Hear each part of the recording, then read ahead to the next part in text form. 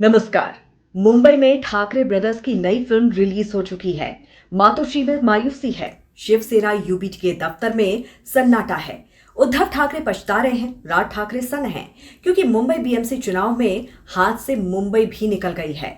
उद्धव ठाकरे पहले बीजेपी के साथ गठबंधन से अलग हुए, फिर मुख्यमंत्री पद भी हाथ से गया, फिर पार्टी के चुनाव चिन्ह से भी हाथ धोना पड़ा और अब रही सही कसर मुंबई बीएमसी चुनाव से पूरी हो गई। भाई से गले मिलना भी काम नहीं आया, बल्कि राज ठाकरे से हाथ मिलाकर उद्धव ने उत्तर भारतीय वोटर्स के हाथ झटकने का काम और कर डाला। जिस मुंबई को कभी ठाकरे परिवार की सियासी ताकत की पहचान माना जाता था, वही मुंबई आज उनके हाथ से फिसल गई।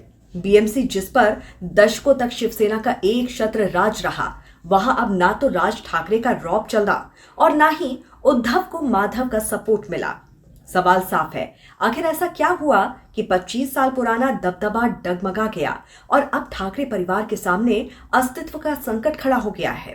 बीएमसी चुनाव हमेशा से सिर्फ नगर निगम का चुनाव नहीं रहा, बल्कि ये मुंबई की सत्ता और मराठी राजनीति पर पकड़ का प्रतीक रहा है। 2017 के चुनाव में शिवसेना और बीजेपी ने साथ मिलकर चुनाव लड़ा था। तब बीजेपी को सबसे ज्यादा फायदा हुआ और उसके कॉर्पोरेटर 31 से बढ़कर 82 हो गए, जबकि शिवसेना 84 सीटों के साथ सबसे बड़ी पार्टी बनी रही और मेयर पद भी उसी के पास गया। लेकिन उसके बाद राजनीति का पूरा समीकरण बदल गया।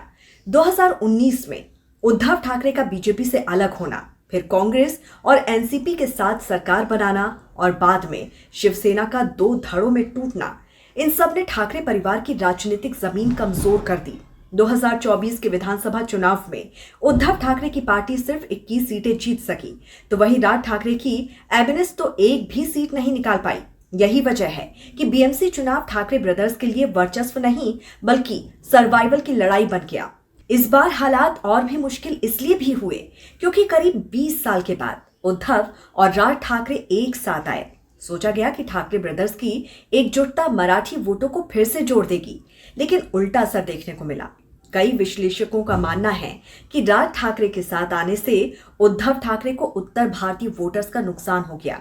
मुंबई की सियासत में ये वोट बैंक बेहद अहम है और उसके खिसकते ही शिवसेना यूबीटी की स्थिति कमजोर होती चली गई।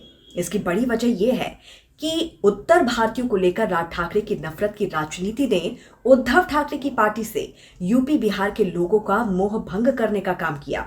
इसके साथ ही 25 साल की एंटी इनकम्बेंसी भी ठाकरे परिवार पर भारी पड़ी। इतने लंबे समय तक बीएमसी पर एक ही परिवार का नियंत्रण रहा, जिसे नाराजगी का माहौल बनना तय था। इसका असर चुनावी नतीजों में दिखा। शुरुआती रुझानों में उद्धव ठाकरे की शिवसेना पिछड़ती चली गई और बीजेपी बढ़त बनाने में कामयाब हुई।